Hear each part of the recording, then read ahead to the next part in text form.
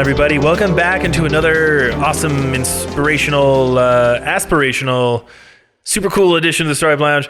I feel like aspirational is probably the best descriptor for this show. I mean, yeah, we try our best with some aspirations. We're doing our best out here. We are actually, I don't know if you noticed in the last episode with our great talk about animation with John's pal Esh. Hope you all listened to that. I hope you certainly did, because that's one of our better episodes. That was a great episode, and one thing, if you listen to that, you might have noticed that you're noticing right now is that we're recording on new microphones. Yeah. So, like, our audio quality went through the roof, and then we decided to, like, take a dump on our audio quality by recording in, like, the most echoey place on the planet. Yes. So if you notice a little echo, we apologize. We are currently sitting in my office, where I work at YouTube channel Riznos. Give us a subscribe if you haven't already. Or maybe you're one of the, maybe you're one of the 500,000 people who are now subbed to the channel. Yeah, we just hit 500,000 subscribers. It's pretty great. But yeah, we're sitting in our office. It is a basement office. Terrible acoustics, but hopefully the new mics make up for it a little bit. Yeah, I mean, it's a basement with open rafters and just there's a lot of reflections off this wall. We're literally sitting in the middle of a standing wave right now. Hey, hopefully all the mattresses in here can maybe we should have built a box fort around us of just mattresses. We did do that before.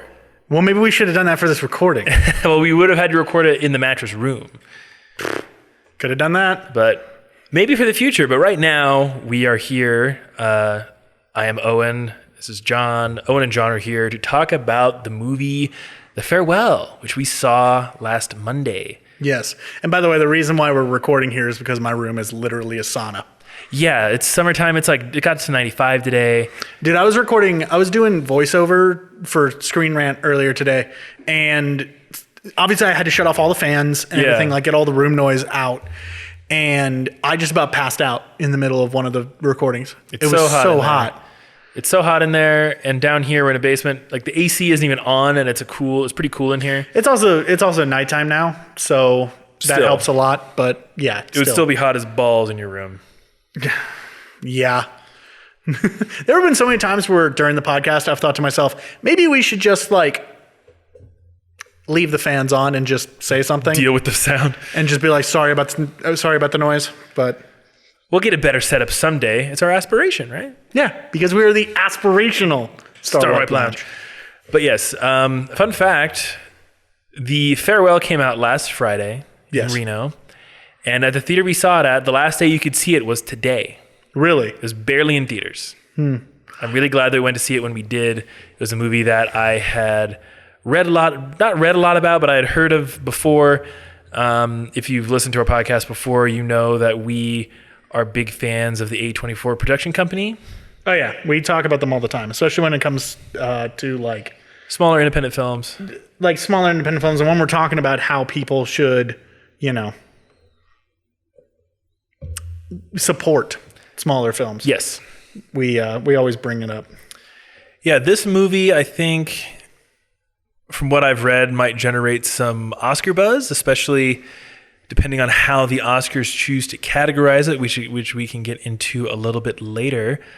But if you're new to the podcast, how we normally do our review episodes is we do a quick little sort of too long didn't watch, quickie, like tweet length review of the movie, and then we get into our deeper thoughts while trying to avoid spoilers as much as possible. This isn't really a spoiler-heavy movie, so we shouldn't be too... It goes about... Once you hear the premise, it goes about it exactly as you sort of expect it to go. There's not too many things to spoil. There's one big thing to spoil, but we'll get into that. And then we give you a big warning before we get into our thoughts with no restrictions on spoilers. Yes, we will be sure to warn you so that, you can watch this movie as clean as you can get. Yes. So, I think we usually start the too long didn't watch reviews with me, but let's start with you. What's your little TLDW review of The Farewell? I would say it was a charming little film that did some interesting things by playing with cultural differences in ways that really enhanced the film overall. It's a fantastic character piece, great performances by, of all people, Awkwafina. That name, though. With a name like that, you wouldn't expect like a standout performance. So she did a great job.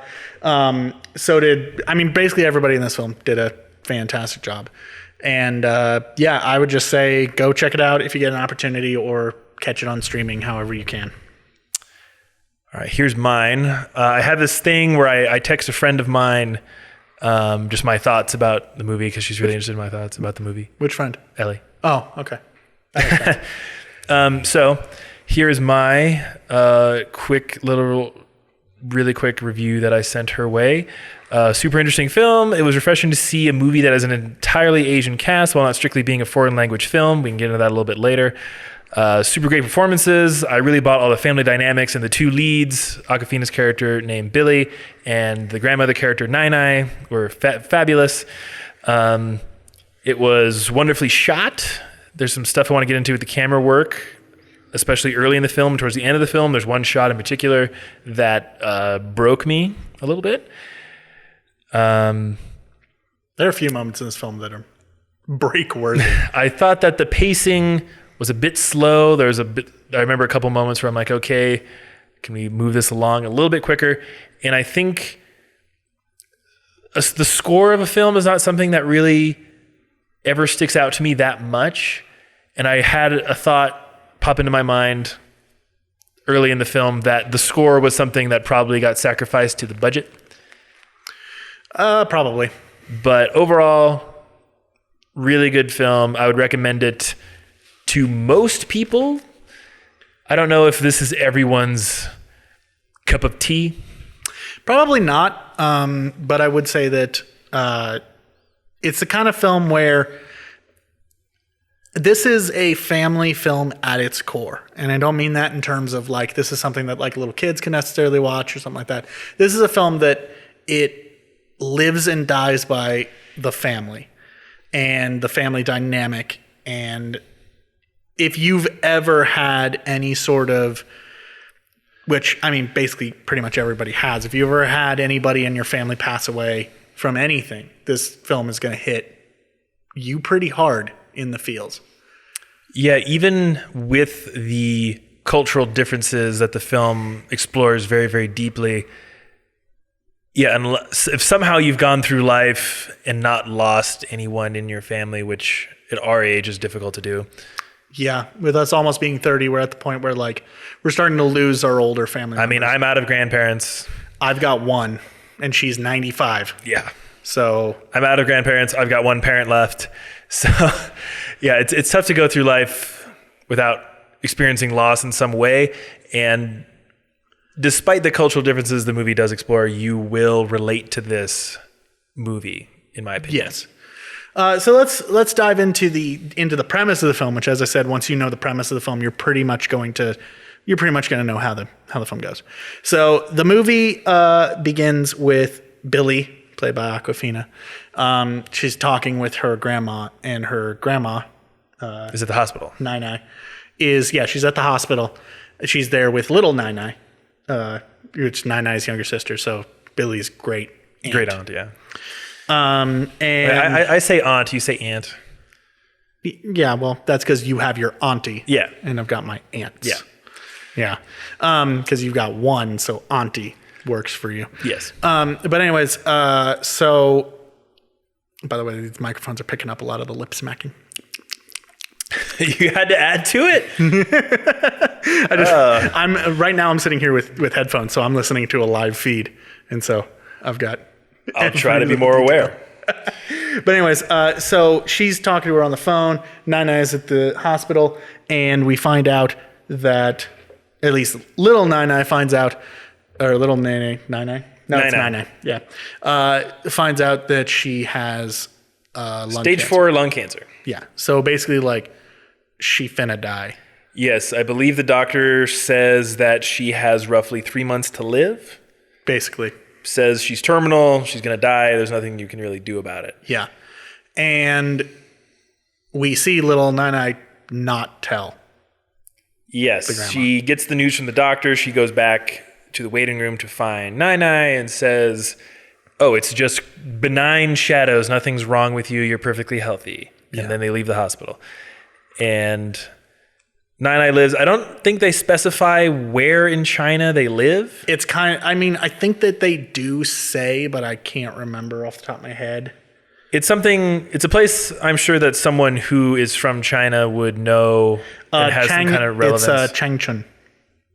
Yeah, to American audiences, where in China doesn't really matter. I'm sure to a Chinese audience, the setting does matter. In all fairness, based off my knowledge of China and the modern state of China, I don't really think it necessarily matters. Exactly. You just need to know that it's a Chinese city. Again, that's not for us to decide whether that setting has any relevance. But Billy and her family live in New York State.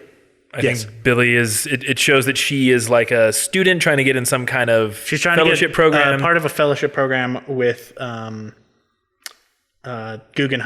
the Guggenheim Fellowship. She wants to be an author. Yeah, she's going to be a writer. That's her whole thing. And so she goes and visits her parents, and they reveal to her that her grandmother's dying.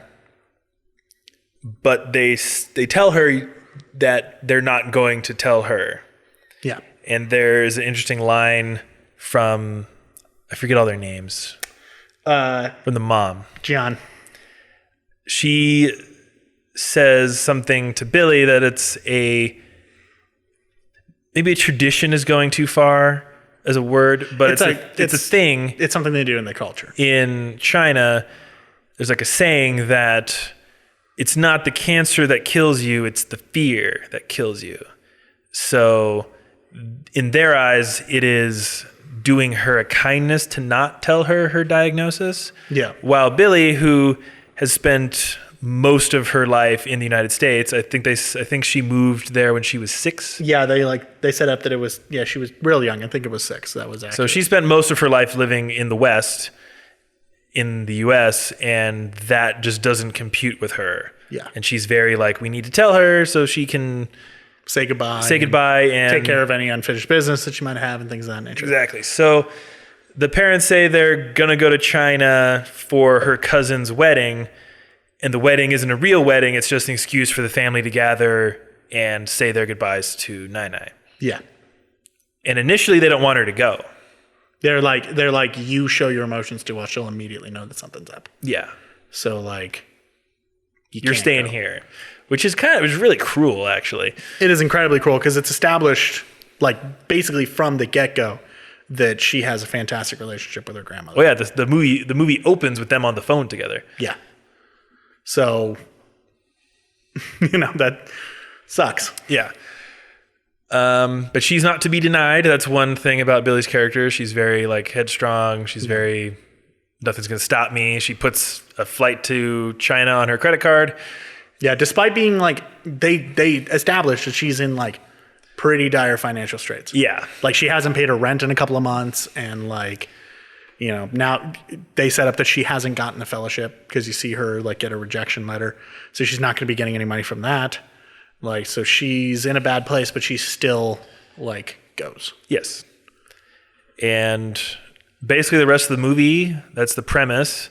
The rest of the movie is a lot of family time. There's a lot of scenes of them cooking, eating dinner together. There's a lot of wedding planning. There's a lot of her trying to convince different members of her family that they need to tell her what's really going on. And they're all very steadfast and determined that no, we're not going to do this. It's basically a solid hour and a half of Awkwafina being depressed. Yeah, I mean, she gets some good moments. She does. She had some great moments, but she's moping around for like the majority of the film. Well, she's doing her best work to respect her family's wishes to not tell her. Yeah. While still spending time with her grandmother. And they establish pretty well that this is a common thing in China. Yeah, obviously we're rural white boys. We don't know outside of the film how common of a practice this is in China. The film definitely made it seem like it's a very common thing to not tell someone if they have a really like terminal diagnosis. Yeah. And like, here's the thing. I actually, when I was in college, I minored in cultural anthropology with a focus on Chinese culture. Specifically, though, it was on ancient Chinese culture. So I can't necessarily speak to modern practices, but this definitely falls in line with a lot of things that they do. So I 100% believe that this is an actual thing. Yeah, I mean, I'm not going to say it's not, but... And as I said, like they establish it because like at one point Billy winds up talking to Nai Nai's doctor who knows English because he studied in the UK. In the UK. And she asks him in English, like, how bad is it? Like, you know everything that's happening, right? Obviously, this is something that I want to talk about. We'll talk about that later in the spoilers. Yeah, is how this film plays with English versus Chinese and just the language barriers. So there's literally a scene where she's speaking in English to a doctor about her grandma's diagnosis. With the whole family in the room. With the whole family in the room. The grandma's there. And the doctor's just like, we did this with my family. When my grandma got diagnosed with cancer, we didn't tell her. And they say that the grandpa, when he had cancer... Also lung cancer. That Nai Nai didn't tell him until like the very end. And little Nai Nai says at one point, like, that's what I'll do at the very end. When she needs to know, I'll know when it's time to tell her, but until then. Yeah. Yeah. Yeah, and one of the interesting things that they play with, you talk about the language barrier, but also just the general difference in philosophy between East and West. They make that distinction several times. They point out that in the United States, this practice would straight up be illegal. Like you can't hide that from a patient if you're a doctor or a hospital. And she points that out, and they just basically say, "Well, we're not in the United States. We're here." And there's a conversation she has with, I believe, her uncle, who no longer lives in China. He lives in Japan. Yeah, it's both of Nai Nai's kids left China. Billy's dad obviously went to America, and then her uncle went to Japan. Yeah. And so even though he's not living in China, he still lives in Japan, which is still like considered, Eastern philosophies. And he told her something to the effect of, in the West, it's very individual. Yeah. That it's up to each individual person to kind of bear that burden for themselves, while in their situation, the family kind of shares the burden of this knowledge to help spare the individual. Yeah, which I mean basically is the case for a lot of things in Chinese culture, is that it really comes down to the individual versus the family unit, because the family unit is much more important. As much as like America harps on being like a country of family values and a country of like family. We're super individualistic. Family first. Yeah, we're incredibly individualistic. Once kids hit a certain age, they're expected to leave home and go do their own thing. Whereas in China, once you reach a certain age, you might leave and go do your own thing, but you still are coming back home. You're still spending a lot of time with the family. The family is a very important unit. Well, that's even in Japan. I know that it's a serious issue that family units are getting smaller. Mm-hmm. And there's a lot of elderly people in Japan in like rural areas, while their children went into like urban areas for different jobs. Tokyo, Kyoto, all these places. And traditionally, at least my understanding, again, rural white boy here, it's my understanding that traditionally they would be a more tight-knit family unit, and that they would take care of the elderly as they got older. Yeah. And now they are more reliant on themselves. Which that is largely comes down to the sort of westernization of Japan. Japan, as far as Eastern countries, has sort of taken to Western culture a little bit more than some of the other nations in the area. And there's definitely like some culture shock going on in that area. I mean, the modern political situation in China is pretty tough. Yeah, and note that... Ice machine. Okay. That just came through really loud. Note that while we're recording this, like literally as we were recording this, we're still in the middle of all the Hong Kong protests that are going on. That's not getting that much attention here. I think that, like, here's the thing. It's not getting a lot of mainstream attention, but it's talked about a lot on the internet right now. Like, Reddit is going nuts about it. Twitter's going nuts about it. You see a lot of people on YouTube are going nuts about it. And I think that it's an important thing that we should pay attention to. That we shouldn't just, like, go, oh, that's a problem in another country. Because, like, what's happening over there could very easily happen over here. Oh, yeah. You know? Oh, yeah. I mean, aside from Hong Kong being sort of a semi-autonomous city-state inside of another country. I mean, yeah, obviously that makes things a little bit... But, you know, every state in the United States is a bit semi-autonomous. Yeah, I mean, like, it wouldn't be that big of a stretch for it to suddenly become a states' rights issue. Yeah, well, have we gone through all of our spoiler-free thoughts? Because I feel like a lot of our thoughts kind of hinge on... Key events. I definitely feel like I'm ready to move into spoilers. Yeah, so if this is where you leave us, I think we both agree, really well-made film. Incredibly well-made.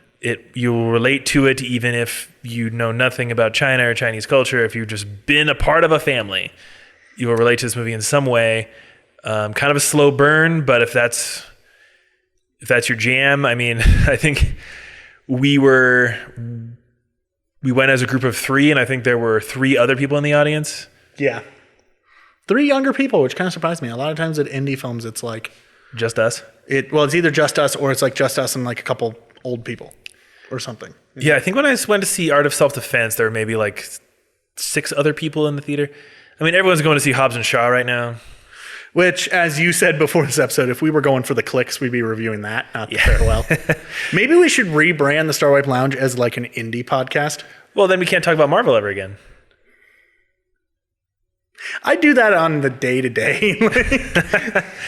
That's literally my job. So but maybe that wouldn't be so terrible. Yeah, before we get into spoilers, I recommend this movie. Go see this movie. Go support this movie.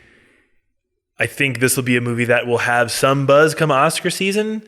Yeah, it already it won the audience award at the 2019 Sundance London Film Festival. And it got a lot of buzz around the film festival circuit. So it's definitely one that I would say, if you are someone who really digs dramatic pieces, and maybe you're somebody who's not like the biggest Marvel fan. You know, maybe you don't need that kind of. Maybe don't need to go see another Fast and Furious movie. Yeah, go check out Farewell. A24 has the distribution rights. I'm not entirely sure. I'm not seeing any information about what sort of platforms you're going to be able to check it out on. But because, like I said, it's already. I'm sure there's other places in Reno we can go see it, but the theater that we saw it at released last Friday. You can't see it a week later, which is typical indie film. It'll be in theaters for like a couple of days. But, you know, definitely figure out a way to watch it. I'm sure there are ways. If you just do a Google search, I'm sure that you can figure out a way to watch it. Highly recommend it. Literally for any person. Yeah. You know. So here we go. Spoiler warning. We're going to get into some spoilers here. Again, this isn't a super spoiler heavy movie, but there's something revealed at the end that's kind of a big deal and kind of shifts my perspective on the movie. So here we go. Spoiler warning. 5, 4, 3, 2, 1. So, big spoiler. Nine-Eye doesn't die. Yeah, because if you know nothing about this film, it is based on a true story. Yes. It was actually originally shared as, you know, the PBS radio show This American Life. Oh, yeah. Yeah, this was originally shared on that. The director and writer, Lulu Wang, this is her story. She was Billy. Yeah. And yeah, so Nine-Eye is still alive.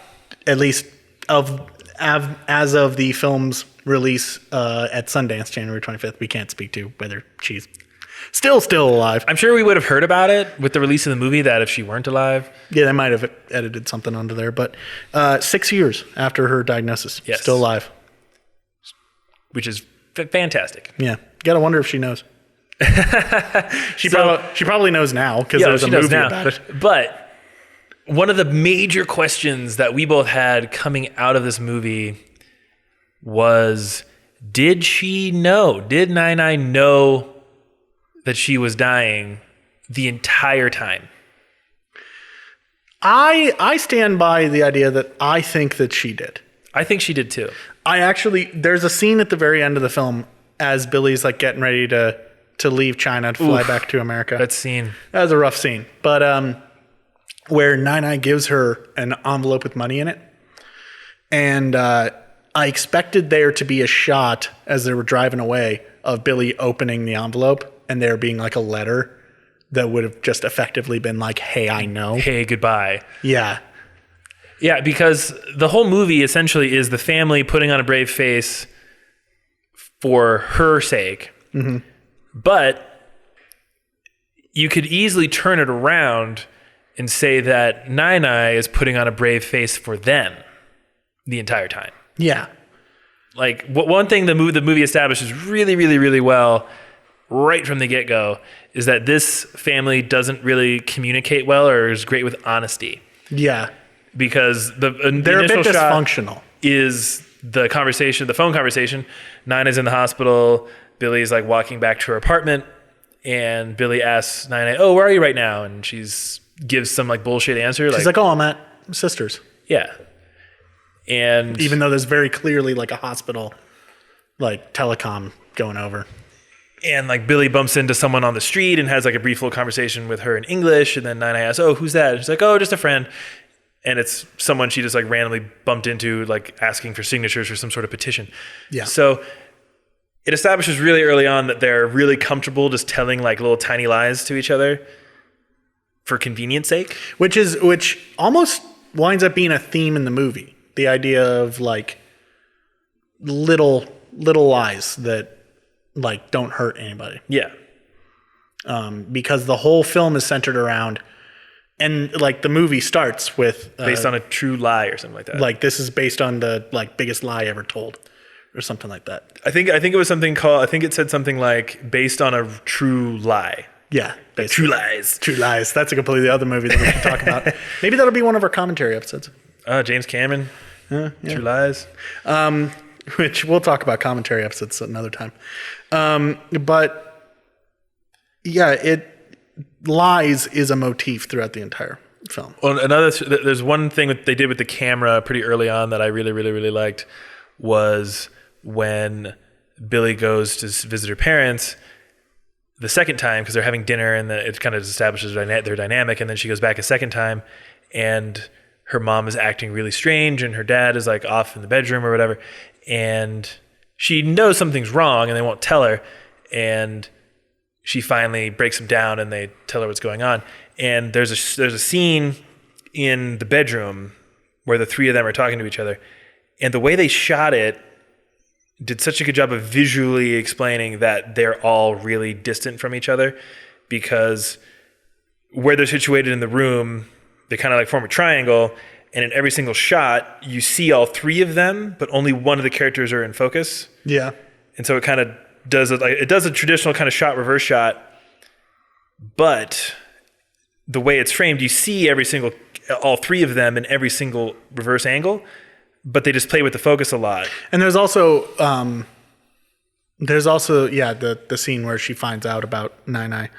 There's like the visual separations of all of them. Yeah. Because like he has his back to the camera the entire time. And the mother is literally like separated by the bed, like away from all of them. And so even though they're in this small confined space, they each feel isolated from each other. Yeah, the way they did the focus and the blocking and the way they shot it was just a super cool visual way to just really drive home their dynamic. Yeah.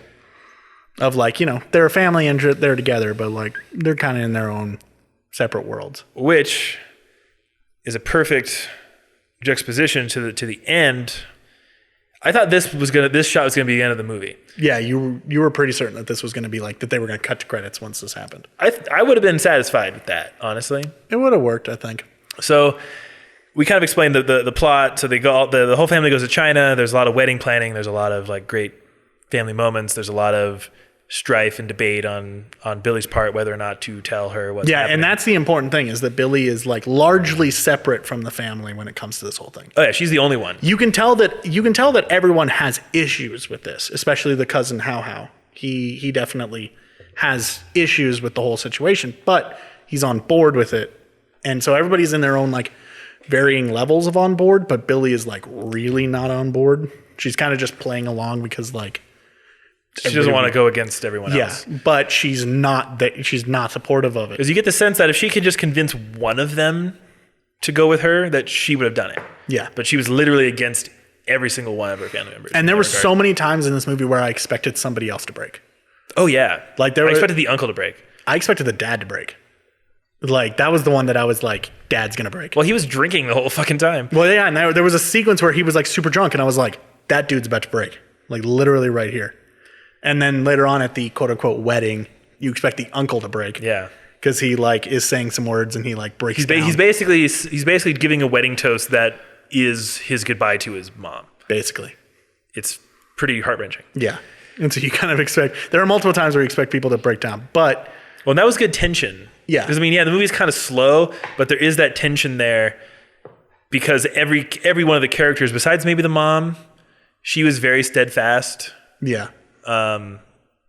It's like I got the sense that every single one of the characters could have broken at one point except her, and that was a kind of a good source of tension. But the wedding sequence, they're like playing this drinking game. They're all having a great time. There's all this dancing and whatnot, and then Billy kind of has her turn. Yeah, because she's been against this the whole time, and there was a scene earlier where she has to go to the hospital again. And they keep assuring her that nothing's wrong.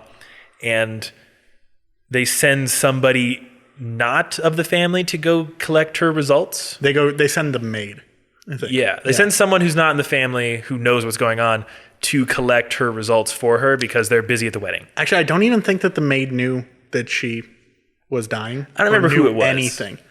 Like, yeah, it was, I'm pretty sure, like 99% sure that it was the maid. And I'm pretty sure the maid was not clued in at all. And that's why, like, so like at the wedding, Billy like literally like ran off as soon as she heard that the maid was going to go get the results.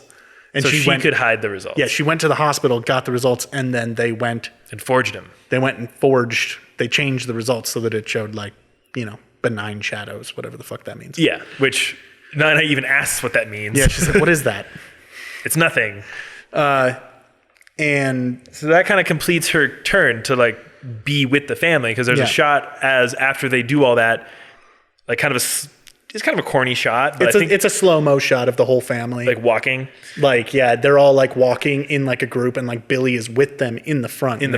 They're doing this like flying V sort of. Yeah, I mean, like it's definitely a corny shot. It's very movie, if that makes sense. Like this movie doesn't feel like people wouldn't walk like that down the street. No. But it was effective because it was her like whole turn of character that she was very against. She wants to tell. And now she's with the family. Exactly. She's part of it now. Which I was absolutely expecting it to cut to credits right then. Yeah. But then we got everything about Billy leaving, and which is probably the most heart-wrenching sequence because like that shot. Everybody, because like Billy's leaving with her parents and they're all crying. Nine-Eye's crying. Like there's a shot as the car is pulling away out the back window of the car, and Nine-Eye like she's lost it. To me, that sequence was what sold it for me that she knew. Yeah. To me, that shot, because that was the last time I'm going to see them. That is how she reacted. She reacted like, I am never going to see any of these people again, but I'm still going to try my fucking damnedest. Because she doesn't fully break down until they're driving away. Yeah.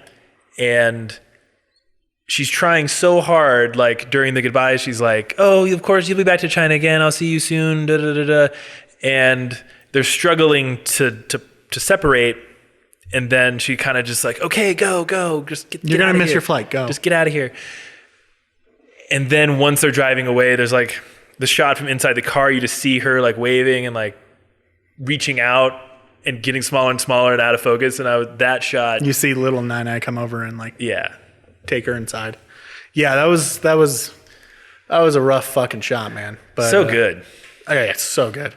There was another sequence that I want to talk about that I feel like really highlights something that this film does really, really well, and that I think is incredibly interesting. There's a sequence where they're doing like the makeup for Aiko, the Japanese girl who's quote unquote marrying Hao. Yeah, the sort of the fake bride. The fake bride. They're dating, but they've only been dating for like 3 months. Yeah. So it's like, which by the way, that is a movie. That is a completely separate movie. That is a romantic comedy, is what that is. I want to see it from their perspective. That is a completely different movie. But anyways, there's a sequence where Billy goes in to talk to her mom, and they're like looking for her earring or whatever. But then like she winds up talking to her mom. She's talking to her mom in English, and she's talking about the whole situation. And you can tell that the other people in the room are kind of like aware of what they're talking about and aware of sort of what's happening. But because there's that language barrier, you can almost feel the separation, because her and her mother, they feel like they're in their own world, but there's literally like 3 other people in the room. Yeah, it's great because you can do that scene, just the 2 of them if you wanted to, like easily. That'd make more sense. That'd be cheaper. You wouldn't have to deal with more actors doing shit in the background. You wouldn't have to deal with more blocking. There's continuity. There's all these extra things you have to add.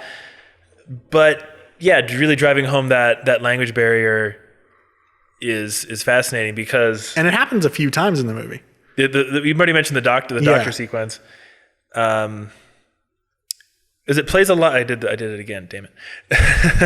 What? The smack. I did the smack. God, you had to make it so much worse. It's okay, dude. That's one of those things that like you can't train that out. I'm trying. It just kind of happens. I'm trying to say like less because I listened to our Once Upon a Time episode and I sound like a goddamn Valley girl. And didn't Johnny G point it out too? Well, once I pointed out to him, he was like, "Oh yeah, you did." Shout out to Johnny G who listens to the podcast. Yes, he does. Anyways, his desk is right over there. Woohoo! Anyways, but the language thing to me plays with perspective because you mentioned just a second ago that if you flip the perspective around to Hao's character, who is not really that big of a character in the movie. No, he kind of just he sort of just is there being mopey. And he had his near breakdown moment. Yeah. Because at the wedding they're playing this drinking game and he keeps losing and he like apparently wasted. Sucks at this drinking game. Like every time the camera, because like it does that 70s show camera thing where like it's on a Lazy Susan in the middle of them and it's just rotating around going to each person, and every time it goes to him, he's like has drinking something.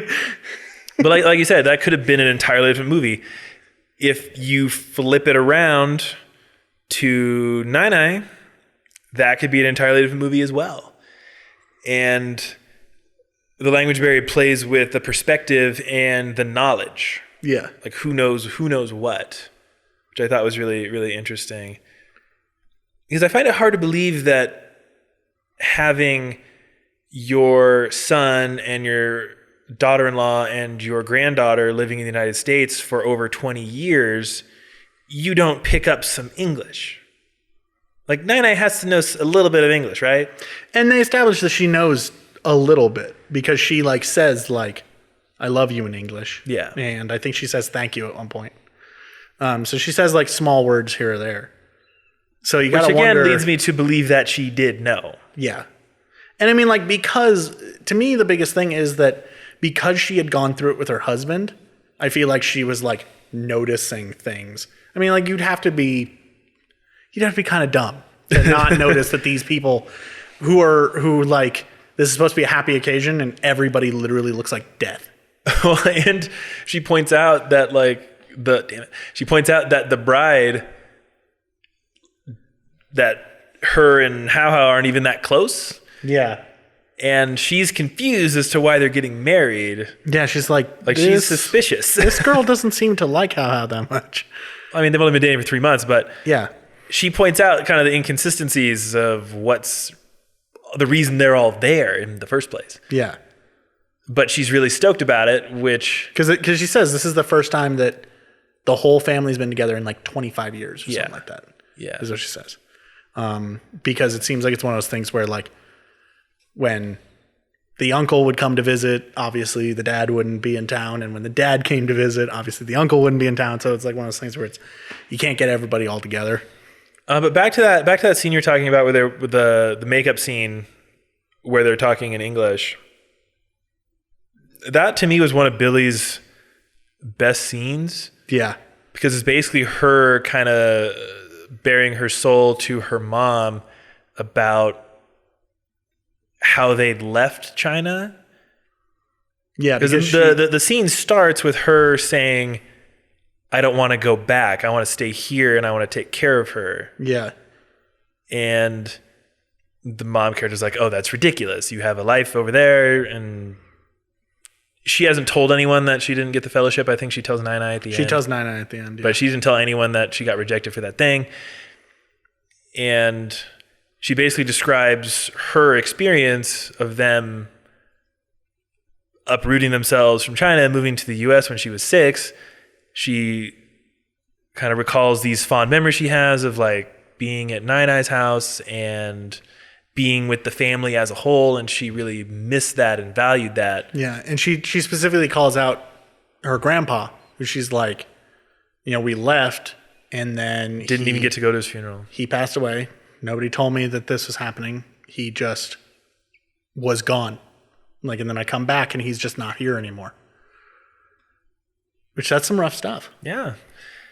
I mean, we both come from pretty tight-knit families, I would say. Yeah. We've never lived that far from home. I mean... This is the furthest we've ever lived from home, and it's still only 500 miles. A full day's drive, you'll get there. A super short flight, you'll get there. Yeah, like, it's an hour-and-a-half flight, and, like, if you're going the speed limit... Go the speed limit, children. If you're going the speed limit, it's 10 hours. Do as we say, not as we do. Shh. Nobody needs to know that I break the speed limit. Dude, I go so fast driving back to Oregon. Do you know how many cops might be listening to this? All the cops. You just narked on us. Hey, and just so you know, John will be driving up to Oregon this weekend. I'll be taking this route. No, we're not doing that. So it's kind of tough even being away from family this distance. Yeah. Much less across the world. Because there's the entirety of the United States and an ocean, and however far into China they are. Yeah. I don't think they established it's a coastal city. Didn't look like it. No. Yeah. It's a rough situation. But which that actually brings me to one other thing that I want to really point out, which is there's the whole film is about cultural barriers. So I'm really curious to know, like, because this was a Chinese production distributed by A24, I'm really curious to know what a Chinese audience, how they would receive this film. Because for them, like for us, when we watch this film, all of the Chinese cultural stuff is very foreign to us, very alien to us. That's not our way of thinking. We're able to step back and accept it, obviously, because we're not pieces of shit. But we're able to step back and accept it because the film establishes, like, this is common, this isn't a weird family thing, this is Chinese culture. But if a Chinese audience was watching this, I'm curious how they would look at it, because to them, Billy's entire motivation would be the foreign, weird thing. Yeah, that's true. I mean, to us, the idea of someone being diagnosed with terminal cancer and keeping it a secret is kind of despicable. Yeah, like if this movie was about like an American family, like this whole film was, let's say this whole film took place in like Arkansas or something. Like the people hiding this from the grandma would be fucking monsters. But like, that's just our, that's way, our culture. It's our culture, our manner of thinking. And one of the things I think the film does really, really well is that it places zero value judgment on what they're doing. Yeah. And it does a great job of Because when you first hear, when the mom first says, we're not going to tell her, as an audience member, your gut reaction is to go, that's horrible. But she does a really good job of immediately flipping it and giving you the argument for why this isn't a despicable, horrible thing. Which I mean, extremely well handled. As we said at the start of the spoiler section, the actual Nine-Eye is still alive. Yeah. And as we said, she probably knows by now. Oh, she knows by now. But it's a question. Obviously, we're not doctors, but you could make an argument that knowing that you are, quote unquote, going to die could make you act very defeatist and not even try to.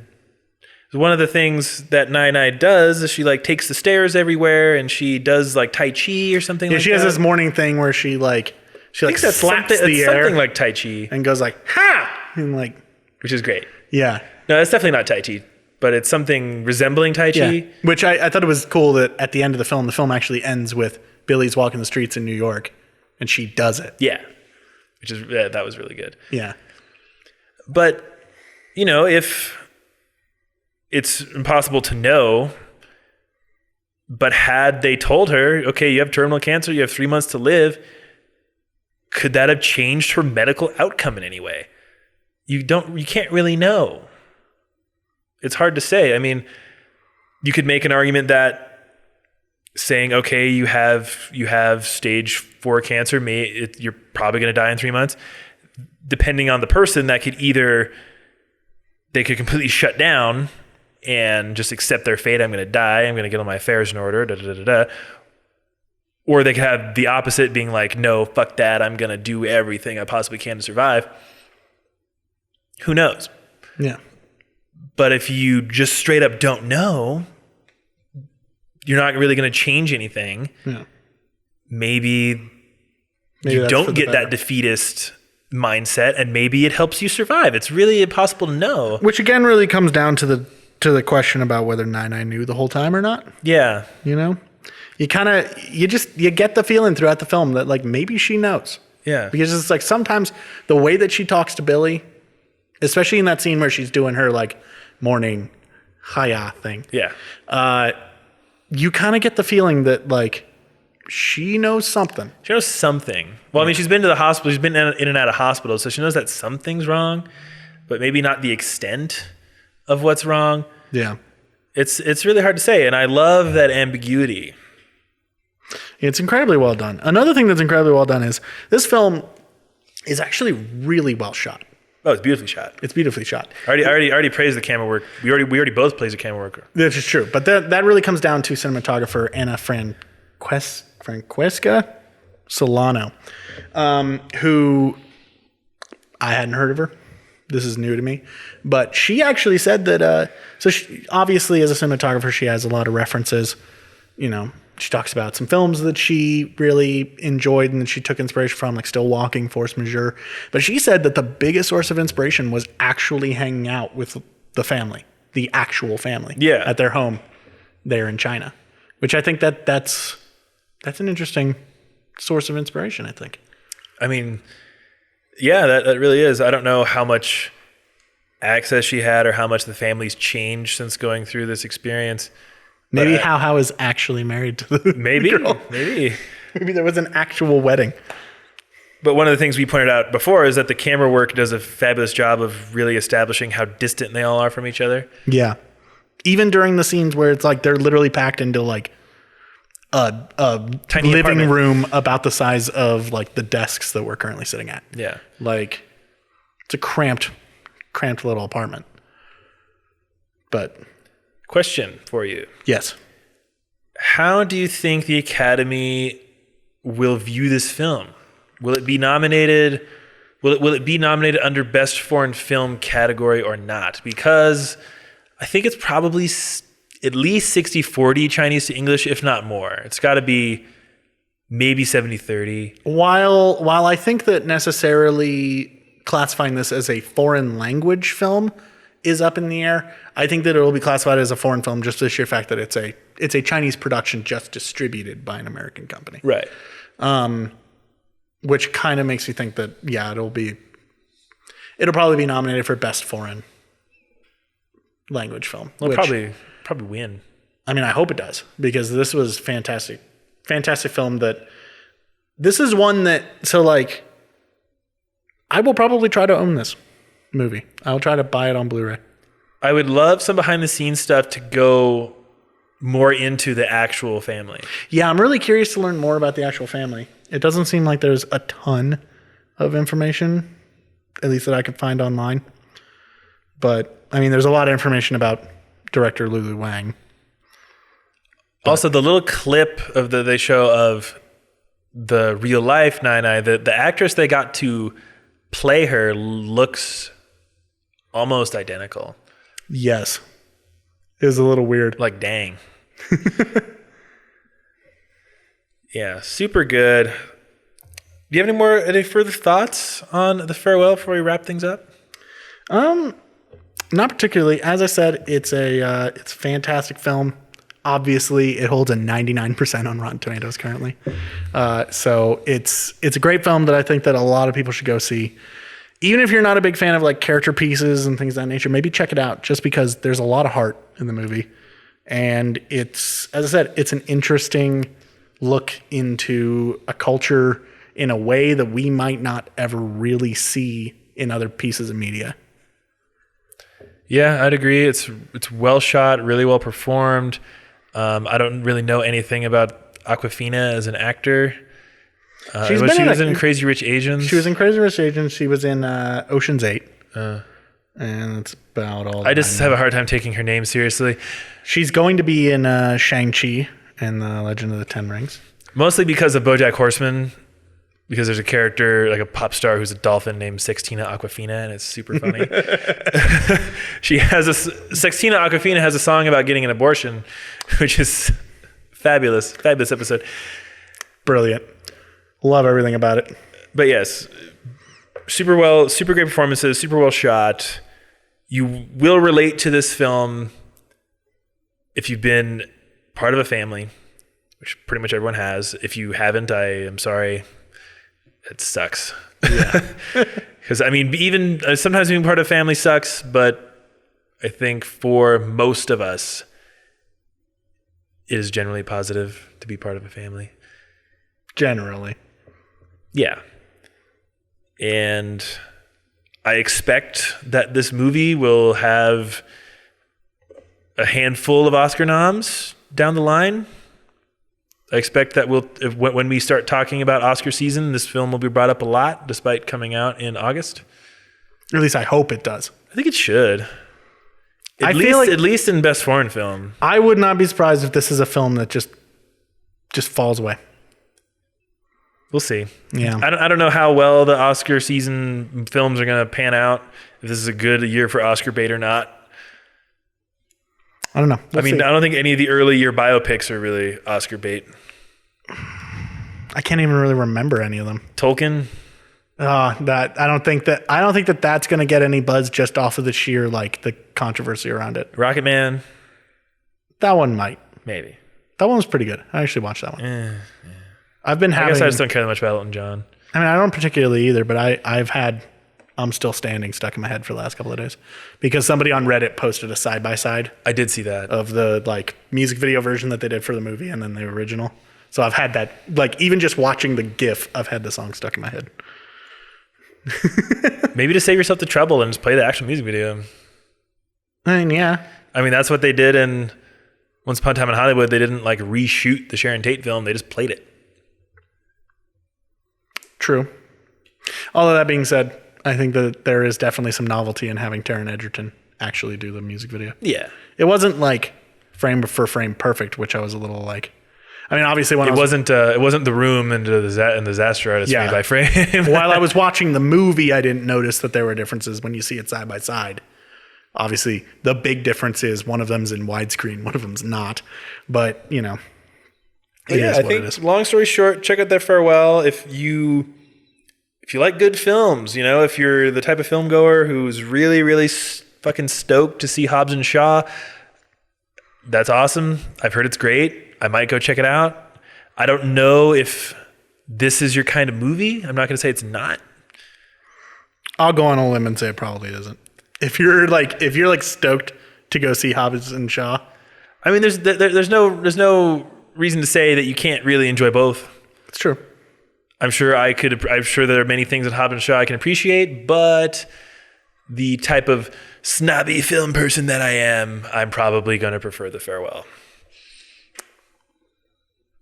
Yeah, I'm probably. a snobby douche. Let's go. Owning it. Anyways, guys and gals, if you have seen The Farewell, we want to know what you thought about it. And if you haven't seen it, first of all, why'd you listen to the entire episode? Or maybe you just skip forward to get to the question of the week, in which case, maybe answer it. Y'all missed it. He did like a little, like, I don't even know how to describe it. Like a cutesy like hand on the chin. Like, please answer the question. Please answer the question. In which case, if you haven't seen the movie, does it sound like something that you might be interested in? Yeah, you can let us know on the official Twitter for Star Wipe Lounge. It is at Star Wipe Lounge. Use the hashtag Star Wipe Lounge so it makes it a little bit easier to find the answers to all your questions. Also, if there's any other films involving China, Chinese culture, Chinese films, I would love some recommendations. Yeah, we'll check them out for sure. Yeah. I mean, obviously that's something that I'm interested in. It's literally my minor in college. So anything Chinese cinema, Chinese culture, send it our way. Yeah, let us know. And you can also get a hold of us individually. I am at Bender Waffles, and Owen here is at OwenScott_P. You can find our Twitters also linked in the description, just so that you don't have to like listen back to that section over and over and over again to try to catch what I said, because I'm getting faster at saying it. And now I just like throw it out. It's like, what's Owen's Twitter handle? OwenScott_P. Let's go. I used to have trouble with it. And now I'm just like so proud. You're just a pro. I can just like roll it off. I should have some really good Instagram pics coming down the pipe. He's going to Burning Man. I am going to Burning Man. I'm not doing any Instagram at Burning Man. Okay, but I got to do a very cool photo shoot with some aerialists over the weekend that I had very happy with how some of the photos turned out. You want to check those out? Yeah, so those will be on his Instagram. It's the same tag. Although, going to Burning Man, you're not like going to take the camera? No.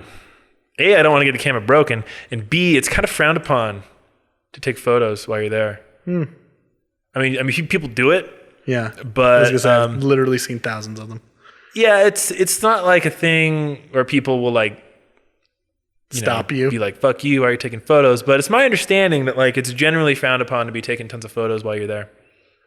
See, to me that seems like one of those, because Burning Man and burners in general are very like supportive of art and stuff. And like if you're a photographer, like that's art, baby. It depends, because I think people would be more accepting of the photography that I'd be doing, because it'd be more like personal artistic shit.